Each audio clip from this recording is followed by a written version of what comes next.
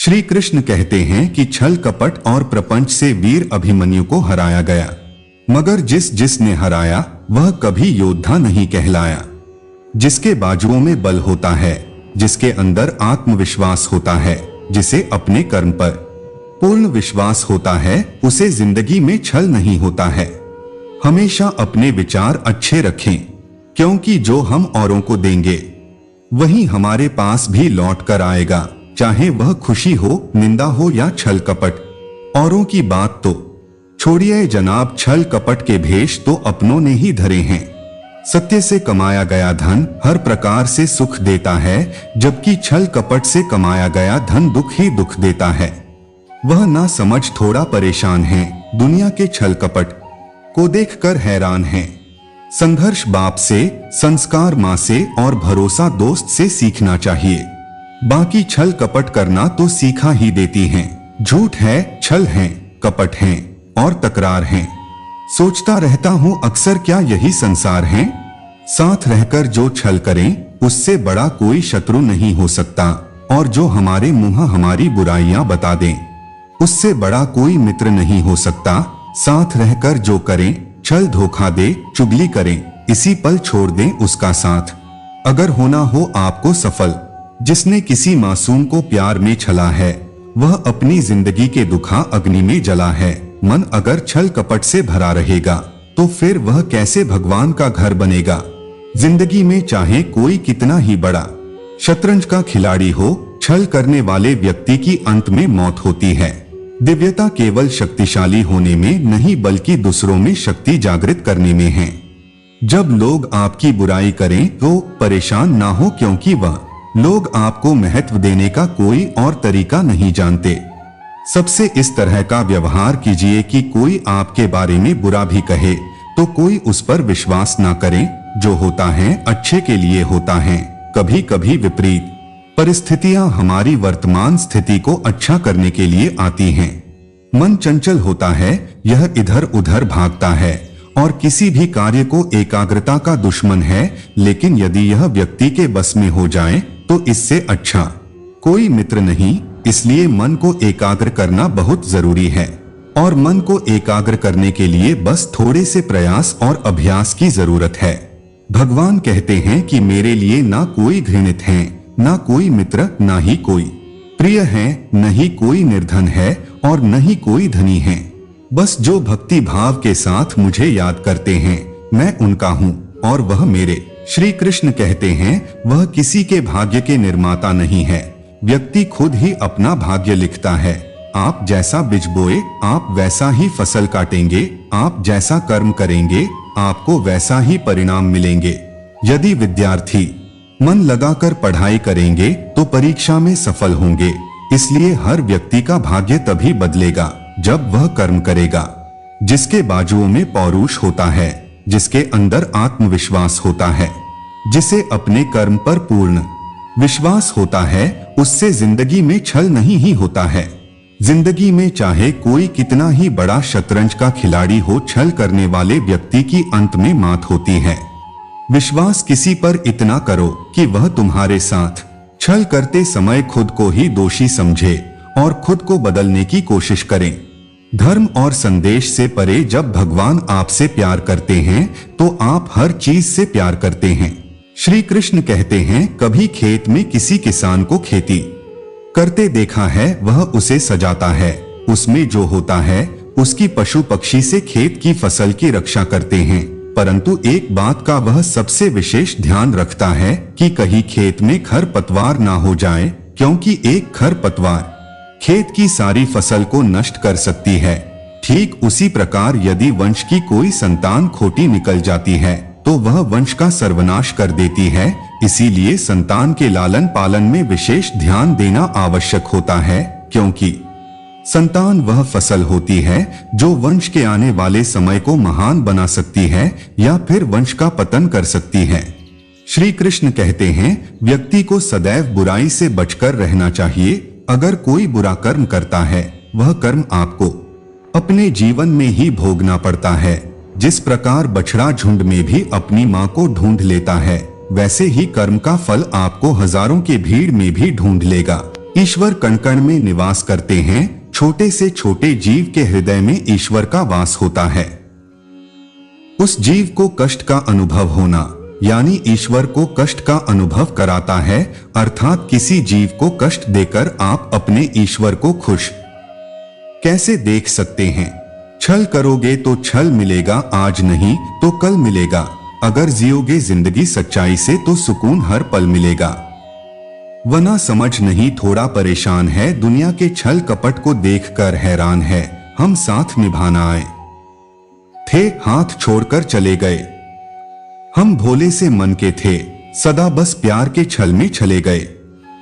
जो श्री कृष्ण का दास हो जाता है वह अपने आराध्य से ऐसे दिन ना दिखाने की कामना करता है।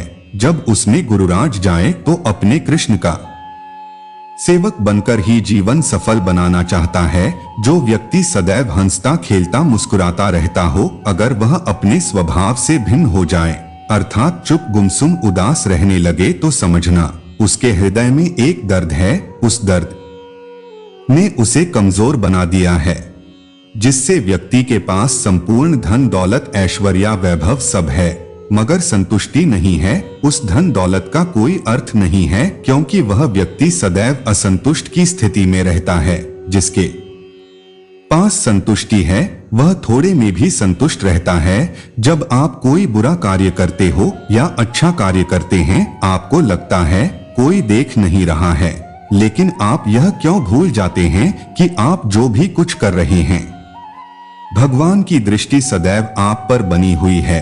इसीलिए आप यह ना समझे कि आप अकेले हैं, भगवान सदैव आपके साथ होते हैं। कहते हैं मन के हारे हार है और मन के जीते जीत, अर्थात जिस प्रकार सकारात्मक विचारों से सफलता मिलती है उसी प्रकार नकारात्मक विचार असफलता के मार्ग की ओर अग्रसर करते हैं। क्योंकि जैसा हम सोचते हैं वैसा ही हम बन जाते हैं और अपने विचारों के माध्यम से ही हमें नकारात्मक और सकारात्मक परिणाम मिलते हैं। इसीलिए अपनी सोच को हमेशा सकारात्मक रखें। मनुष्य ही एक ऐसा प्राणी है जो कर्म करता है, इसीलिए कर्म करना प्रत्येक व्यक्ति का धर्म भी है। धर्म करने वाला व्यक्ति ही कर्मवीर कहलाता है। इसीलिए कर्म करते रहना खाली बैठे रहने से बेहतर होता है। श्री कृष्ण कहते हैं, अगर आपको याद ही नहीं कि गुच्छे की कौन सी चाबी ताले को खोल सकती है, फिर भी आप लगातार ताले को खोलने का प्रयास करते रहते हैं, फिर भी वह ताला नहीं खुलता है। अधिकतर लोग ऐसी स्थिति में अपनी आशा खो बैठते हैं। उन्हें लगता है कहीं चाबी खो गई है और क्रोधित हो उठते हैं, परंतु उस समय धैर्य रखें, क्योंकि गुच्छे की अंतिम चाबी भी ताला खोल सकती है। कुल्हाड़ी का अंतिम प्रहार वृक्षों को काट कर गिरा देता है, परंतु क्या सत्य में कुल्हाड़ी का अंतिम प्रहार वृक्षों को काटकर गिरा देता है? आपको आपका लक्ष्य याद दिला देता है? नहीं, आपका निरंतर प्रयास ही आपको सफलता दिलाता है। जब आपका मन निराश हो, अपने कार्यों में दोगुनी उत्साह से जुड़ जाए, क्योंकि अनावृता जल ही कठोर चट्टान को काट सकता है। सफलता का मूल है परिश्रम, प्रयास और आशा। श्री कृष्ण कहते हैं, आपके पूरे धैर्य और भगवान पर विश्वास के साथ अपना जीवन निर्वाह करना चाहिए। लोग अक्सर सच कहने से बचते हैं या डरते हैं, पर सत्य कभी छुप नहीं सकता, नहीं कभी मिट सकता है। हम कितना भी छुपा ले, एक दिन सच तो उजागर हो ही जाएगा। जो बात सच पर आधारित हो उसे कहने या मानने से कभी नहीं डरना चाहिए। लोग अपने शरीर को सुंदर बनाने में लगे रहते हैं, पर आत्मा की सुंदरता शरीर की सुंदरता से कहीं ज्यादा महत्वपूर्ण है। शरीर तो निश्चय है, मिट्टी से बना है और मिट्टी में ही मिल जाता है, पर आत्मा अमर है। इसलिए आत्मा की सुंदरता पर ध्यान दो। आत्मा की सुंदरता स्वयं को भगवान में लीन करने में मिलती है। जो अज्ञानी व्यक्ति होता है वह गलतफहमी पाल लेता है कि मैं करता हूं, सभी कार्य मेरे द्वारा किए जा रहे हैं। ऐसे में उसमें अहंकार घर कर लेता है। परंतु इस सृष्टि में जो भी हो रहा है सब कुछ भगवान की इच्छा से हो रहा है।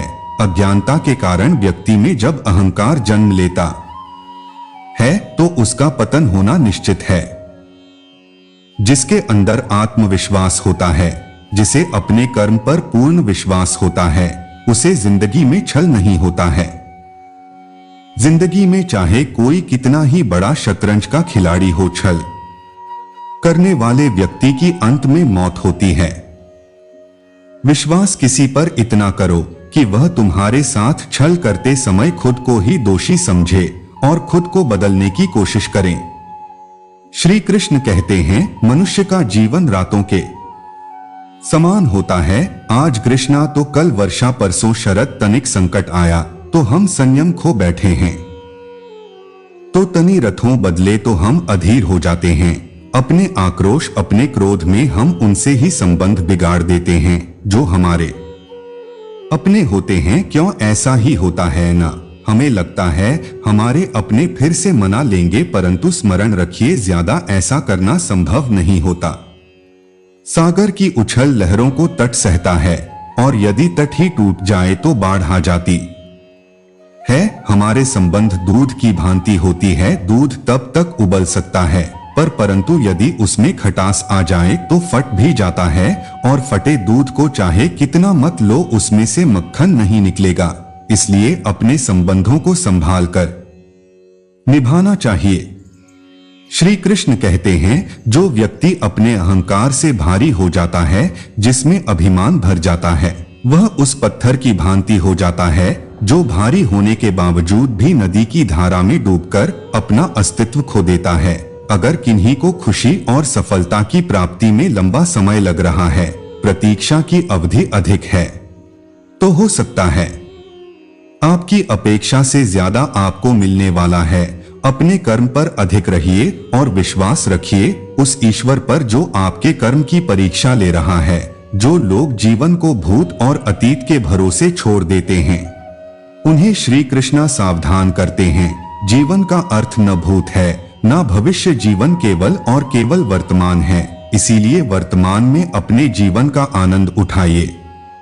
श्री कृष्ण कहते हैं, सत्य साथ मित्र या साथी मनुष्य के व्यक्तित्व के लिए सबसे महत्वपूर्ण होती है। आप कहेंगे कैसे? मनुष्य व्यक्तित्व के लिए उत्तरदायी होता है, परंतु मनुष्य संगति में ना चाहते हुए भी उसका व्यक्तित्व संगत के भांति हो जाता है। मान लीजिए एक पात्र में जल, दूसरे में दूध है और तीसरे में मलिन की छड़ रखा हुआ है। यदि इस जल को दूध में मिला दे तो यह जल दूध बन जाता है, और यदि किसी जल को हम मलिन कीचड़ में मिला दे तो यह जल कीचड़ बन जाएगा। ऐसी कोई युक्ति नहीं कि जल बिना खुले मिले दूध या कीचड़ में अपना अस्तित्व बनाए रखें या उनसे लग रहे। और ठीक ऐसा ही मनुष्य के जीवन में भी होता है। यदि एक गुणक व्यक्ति गुणवान के साथ बैठे तो उसे लोग क्या समझेंगे? गुणवान सम्मान का पात्र समझ जाएगा, और यदि यह गुणवान व्यक्ति गुणन संगत में जा बैठे तो उसे भी तिरस्कार मिलता है। अपने जीवन में सदैव संगति सोच समझकर सावधानी से चुनिए। श्री कृष्ण कहते हैं, वह सब कुछ करो जो तुम्हें करना है, लेकिन लालच से नहीं, अहंकार से नहीं, वासना से नहीं, ईर्ष्या से नहीं, बल्कि प्रेम, करुणा और भक्ति के साथ। श्री कृष्ण कहते हैं, नरक के 3 द्वार है, काम, क्रोध और लोभ। जो व्यक्ति कम प्रवृत्ति का होता है, जिसके मन में लोभ होता है, और जो अत्यधिक क्रोधी स्वभाव का होता है, उसके लिए नरक के द्वार सदैव खुले होते हैं। अर्थात ऐसे व्यक्ति को तो सिर्फ नरक में ही जगह मिलती है। खुद के गुस्से की आग में जल रहा हूँ, वाकई मैं अपने वजूद को छल रहा हूँ। जिंदगी में छल कपट करने मुझे आया नहीं, दर्द सहकर भी कभी मुख पर सिकन लाया नहीं। लोगों ने छलना सीख लिया, इसलिए छल रहे हैं। हर मोड़ पर यह छाले जा रहे हैं तो छल रहे हैं। मनुष्य सब कुछ चाहता है, पर सब कुछ उसे नहीं मिल सकता। आपको जो नहीं मिला उसके लिए पश्चाताप मत करो, और जो आपसे खो गया, जो आपसे अलग हो गया, उसके लिए निराशा भी मत हो। भगवान कहते हैं, मैं सभी प्राणियों के हृदय में स्थित आत्मा में ही सभी प्राणियों का अधिक, मध्य और अंत देख सकता। समय एक जैसा नहीं रहता। आज दुख है तो कल सुख भी आएंगे और सुख के बाद दुख आना भी स्वाभाविक है। श्री कृष्ण कहते हैं, मनुष्य भी बड़ा विचित्र प्राणी है। अपने से नीचे के स्तर के लोगों को हीन की दृष्टि से देखा है, उनका उपहास उड़ाता है, उनसे बार बार कहता है कि तुम्हारा कुछ नहीं हो सकता, तुम भविष्य में कुछ नहीं कर पाओगे। जब मनुष्य के पास धन संपत्ति मान सम्मान होता है तो दूसरों का आदर नहीं करता, परंतु वह एक बात भूल जाता है कि उसे भी अधिक शक्तिशाली कोई अस्तित्व में है, और वह है समय अपना। चक्र कब बदलेगा यह कोई नहीं जानता, समय अपनी करवट कब लेगा यह कोई नहीं जानता। कोयला भी समय के साथ हीरे में परिवर्तित हो जाता है। इसीलिए जीवन में कभी भी किसी का उपवास नहीं उड़ाना चाहिए। श्री कृष्ण कहते हैं, निस्वार्थ कर्म को अपने जीवन में अपनाएं। जो विधाता की लेख में होता है उसी का फल हमें मिलता है। विधि के विधान को स्वयं ईश्वर भी नहीं डाल सकते। जिस व्यक्ति के पास आपके लिए मान सम्मान और कदर ना हो, उनके साथ रहना व्यर्थ है। वह सदैव आपके लिए शत्रुता का भाव रखते हैं। ऐसे व्यक्तियों के साथ रहने से उत्तम है आप अकेले रहे। इस जीवन में अधिक सरल होना भी अनुचित है। जो सरल और सीधे स्वभाव का होता है, लोग उसका अनायास फायदा उठाते रहते हैं। अच्छी किस्मत के लोग थोड़ा भी बड़ा होने पर भगवान को कोसते हैं, और पूरी की किस्मत के लोग थोड़ा भी अच्छा होने पर भगवान का स्मरण और धन्यवाद करते हैं। प्रभु अपने भक्तों की सदैव परीक्षा लेते रहते हैं। इस परीक्षा में भक्तों को अनेकों कठिनाइयों का सामना करना पड़ता है।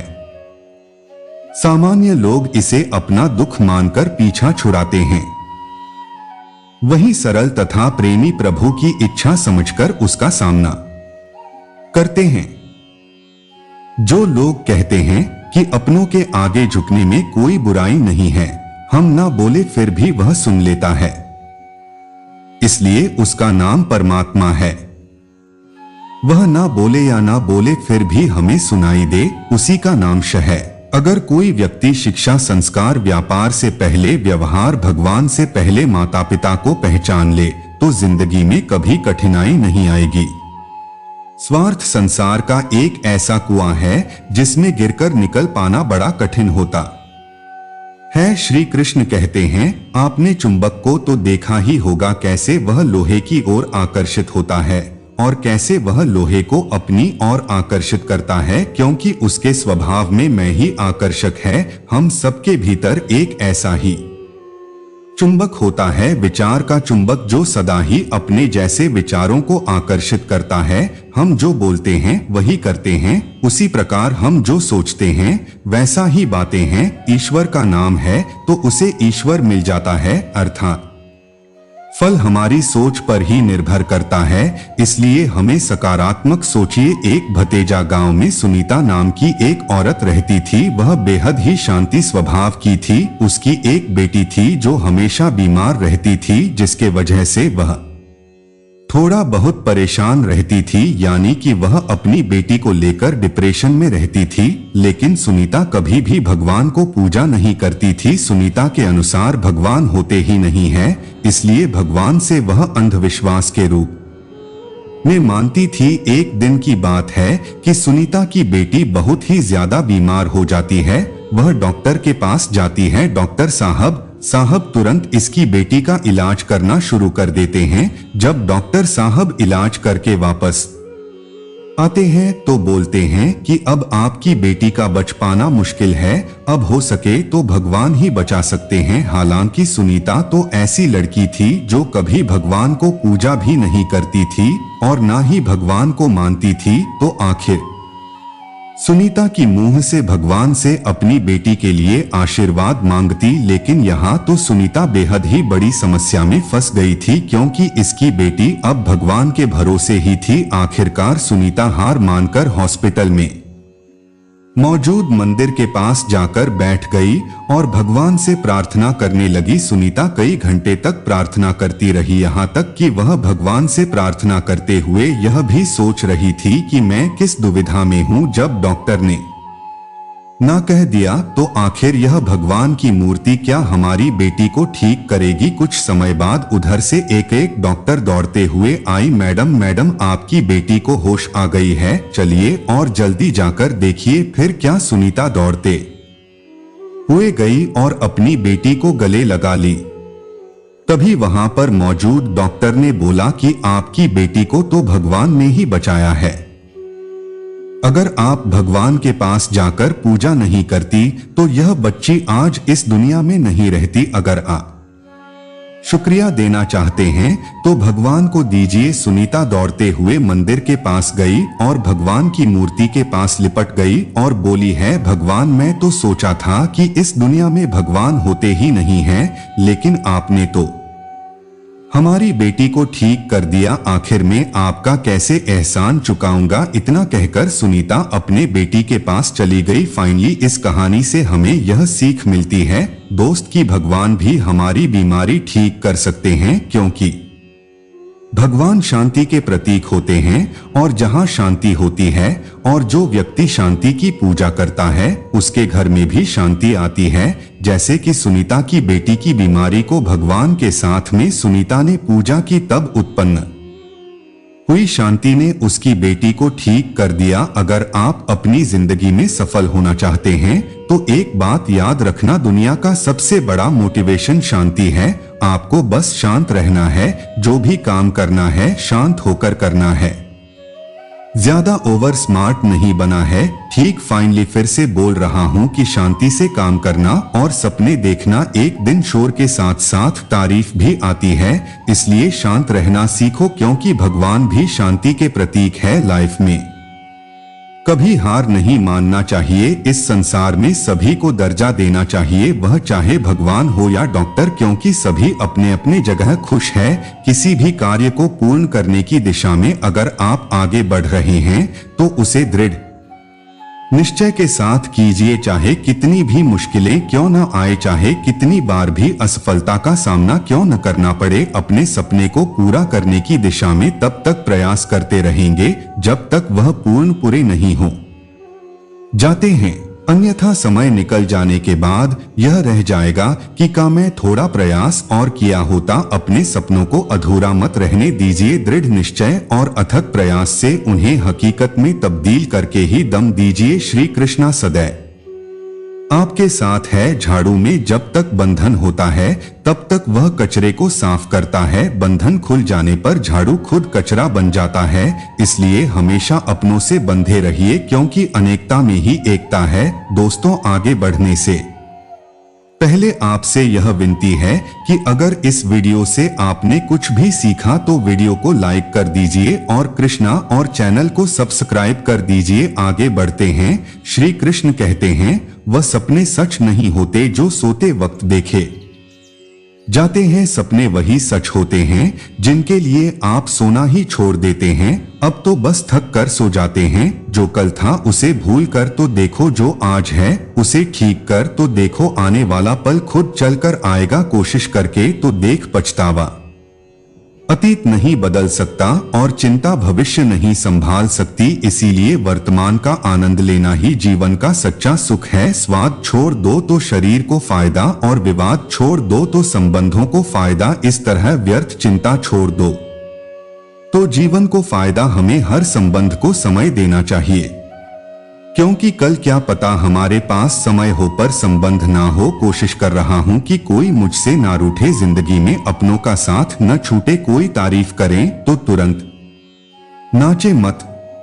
याद रखें, तारीफ के पुल के नीचे मतलब की नदी बहती है। समस्याएं हमारे जीवन में बिना किसी वजह के नहीं आती, उनका आना एक इशारा है कि हमें अपने जीवन में कुछ बदलना है। जिंदगी की सबसे अच्छी बात यह है कि हमेशा नहीं रहने वाली यह एक उम्र के बाद सभी को समझ में आने लगती है कि दिन अच्छे हो या बुरे दोनों बीत जाते हैं। जिंदगी के कुछ अध्याय ऐसे होते हैं जिन्हें आज नहीं तो कल बंद होना ही है। इसलिए जो आज आपके लिए है ही नहीं। उन्हें जबरदस्ती पढ़ने से क्या होगा, भले ही जीवन भर अकेले रहना, लेकिन जबरदस्ती किसी से रिश्ता निभाने की जरूरत करना। हिसाब रखो, आजकल लोग जल्दी पूछ लेंगे कि तुमने क्या किया है हमारे लिए। चाहे कोई भी व्यक्ति कितना भी बुरा हो, उसमें कोई ना कोई गुण आवश्यक होता है।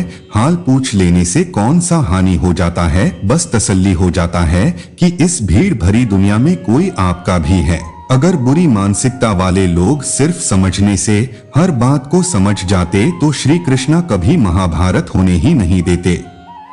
रिश्ते कोई भी हो, उसे ऐसे निभाओ कि उस रिश्ते की डोर जिंदगी भर ना छोटे। जुबान पर हंसी की मुस्कान रहने दो, ना रहो खुद उदास और ना ही किसी को उदास रहने दो। दुनिया के चार स्थान कभी नहीं भरते, समुद्र, शमशान, तृष्णा और मनुष्य का मन। गरीब व्यक्ति की हाय और दोगले व्यक्ति की राय कभी नहीं लेनी चाहिए। पैसा हो तो आपकी अयोग्यता भी किसी को नजर नहीं आती, और गरीबी हो तो आपकी योग्यता भी किसी को नजर नहीं आती। अपना वह है जो किसी और के लिए तुम्हें नजर अंदाज न करें। जिस तरह थोड़ी सी और ओश भयंकर रोगों को डोट शांत कर देती है, इस तरह ईश्वर की थोड़ी सी याद बहुत से कष्ट और दुखों का नाश कर देती है। वक्त जैसा भी हो, अच्छा या बुरा बदलता जरूर है। अच्छे वक्त में कुछ ऐसा गलत मत करो कि बुरे वक्त में लोग आपका साथ छोड़ दे। थोड़ी बहुत कमियां भी जरूरी है, इंसान हो तो इंसान लगना भी जरूरी है। आप खुश हो, अच्छी बात है, आपकी वजह से कोई खुश है, ये सबसे अच्छी बात है। श्री कृष्ण कहते हैं, अगर कोई तुम्हें दुखी करे तो बुरा मत मानना, क्योंकि लोग उसी पेड़ पर पत्थर मारते हैं जिस पेड़ पर ज्यादा मीठे फल होते हैं। जब इंसान बिना चाबी के कोई ताला नहीं बनता तो वह तो फिर भी भगवान है। वह ऐसी समस्या का निर्माण क्यों करेंगे जिसका कोई हाल ही ना हो। मौन रहना एक साधन है और सोच समझकर बोलना एक कला है। किसी को कोई फर्क नहीं पड़ता कि आप किन हालातों में जी रहे हैं, आपको खुद ही आपके हालात बदलने होंगे। आप अपने आप से इतनी मजबूत होने का वादा करो कि दुनिया की कोई भी चीज आपके मन की शांति को भंग ना कर सके। जब किसी की जिंदगी में आपकी जगह कोई और आ जाए तो आपका का पीछे हटना ही बेहतर होता है। अक्सर इंसान को वही रिश्ते धोखा देते हैं जो उसका इकलौता सुकून होते हैं। अगर आप दुख पर ध्यान दोगे तो हमेशा दुखी रहोगे, और सुख पर ध्यान दोगे तो सुखी रहोगे।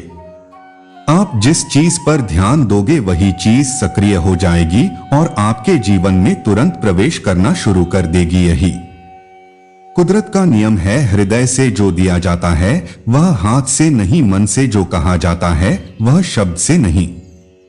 चिंता मत करो, क्योंकि जिसने तुम्हें इस दुनिया में भेजा है उसे आपकी ज्यादा चिंता है। संबंधों को समय की नहीं, समझ की भी जरूरत होती है। श्री कृष्ण कहते हैं कि तुम इस संसार में किसी को खोने के डर से जी रहे हो। जब इस संसार में तुम्हारा कुछ है ही नहीं, चिंता छोड़ो और सो जाओ। परमेश्वर आपकी सभी चिंता और परेशानियों से बहुत बड़ा है। जिंदगी जीनी है तो तकलीफ तो होगी, मरने के बाद तो जलने का भी एहसास नहीं होता। अपने वह नहीं होते जो तस्वीर में साथ खड़े होते हैं, अपने वह होते हैं जो तकलीफ में साथ खड़े होते हैं। जमाने की इस भीड़ में जिंदगी का सुकून पाओगे। बैठो कभी दो पल तन्हाइयों में, खुद की खुद से मुलाकात हो जाएगी। इंसान अपना बुरा वक्त तो भूल जाता है, लेकिन बुरे वक्त में जिन लोगों ने बुरा रवैया किया था उनको कभी नहीं भूलता। अच्छे विचारों में इतने व्यस्त हो जो कि गलत विचार आपको छू भी ना पाए। लोगों के काम आते रहे, क्योंकि कुदरत का एक उसूल है कि जिसके कुएं से लोग पानी पी रहे हैं वह कभी सूखता नहीं है। जिस व्यक्ति ने अपनी आदतें बदल ली है उसका कल भी बदल जाएगा, और जिसने नहीं बदली उसके साथ कल भी वही होगा जो आज तक हो रहा है। समय कभी नहीं रुकता। आज यदि बुरा समय चल रहा है तो कल अच्छा समय अवश्य आएगा। आप केवल निस्वार्थ भाव से कर्म कीजिए और वही आपके हाथ में भी है। जिंदगी में कितने भी दुख आ जाए कभी उनसे भागना मत, क्योंकि जितनी भी कोशिश कर लो मुसीबत आपका पीछा कभी नहीं छोड़ेगी। इसलिए मुसीबत का डटकर सामना करो। जो लोग बोलते हैं कि उनके पास वक्त नहीं है, उनके पास तो समय भरपूर होता है, पर उनको तुम्हें नहीं देना। यह बात समझ लेना कि उनका दिल भर गया है। यह बात जितनी चुभेगी उतनी ही आपको खाई में गिरने से बचाएगी। तो अगली बार उनके सामने वक्त की भीख मत मांगना। ईश्वर सिर्फ दिशा दिखा सकता है, उसे पद पर चलना हमारा काम है। और वास्तविकता में अगर तुम चलना ही नहीं चाहते फिर तुम्हारा ईश्वर को दोष देना व्यर्थ है। कुछ लोग अपनी अकड़ की वजह से कीमती रिश्ते खो देते हैं। कोई भी कारण हो, कोई भी बात हो, कुछ मत करो, जोर से मत बोलो, मन को शांत रखो, विचार करो। आवाज से आवाज नहीं मिलती। बात की जो तकलीफ आपको होगी दुख भी आपको ही होगा। अगर जिंदगी है तो मिसाल बनकर दिखाइए, वरना इतिहास के पन्ने आजकल रिश्वत देकर भी छपते हैं। एक ही समानता है पतंग और जिंदगी में ऊंचाई में हो तब तक वाह वाह होती। यह दुनिया सपेरे की बस्ती है, यहाँ भरोसा बहुत महंगा है और नफरत बिल्कुल सस्ती है। अगर कोई आपके साथ नहीं रहना चाहता तो उन्हें आजाद कर दो। पकड़ कर रखे गए रिश्तों में कभी सुकून नहीं मिलता। जरूरी नहीं कि मीठा खिलाकर मुंह मीठा किया जाए। मीठे शब्द बोलकर किसी के जीवन में मिठास खोली जा सकती है। मौन रहकर ही आप जान सकते हैं कि कौन आपका है। मैं आगे बढ़ाने के लिए कभी कभी पीछे भी हटना पड़ता है। कदर और वक्त भी कमाल के होते हैं। जिनकी कदर करो वो वक्त नहीं देता और जिसे वक्त दो वफादारी नहीं करता।